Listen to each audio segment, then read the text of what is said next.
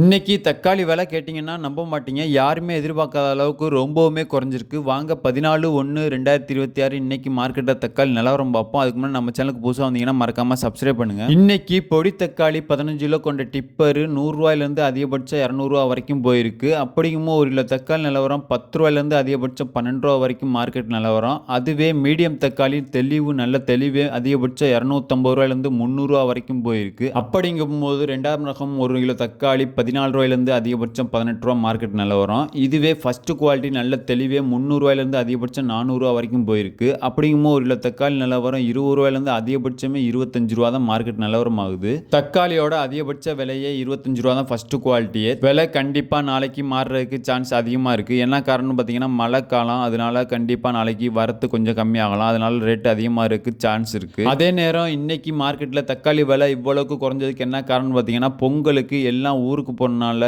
வியாபாரம் ரொம்பவுமே மந்தமா இருக்கு. மார்க்கெட் வியாபாரங்கிறது ரொம்பவுமே குறைஞ்சிருக்கு. இன்னொரு காரணம் தக்காளி வரத்து கடந்த 2 நாளாவே ரொம்பவுமே அதிகமா வந்துகிட்டு இருக்கு. இதுதான் மார்க்கெட்ல தக்காளி விலை இவ்வளவுக்கு குறைஞ்சதுக்கு காரணம். மழை பெஞ்சாலோ தக்காளி வரத்து குறைஞ்சாலோ மட்டும்தான் ரேட் அதிகமாகும். இது போல டெய்லி அப்டேட்டுக்கு நம்ம சேனலை மறக்காம சப்ஸ்கிரைப் பண்ணுங்க, லைக் பண்ணுங்க, வீடியோ பத்தி கமெண்ட்ல சொல்லுங்க.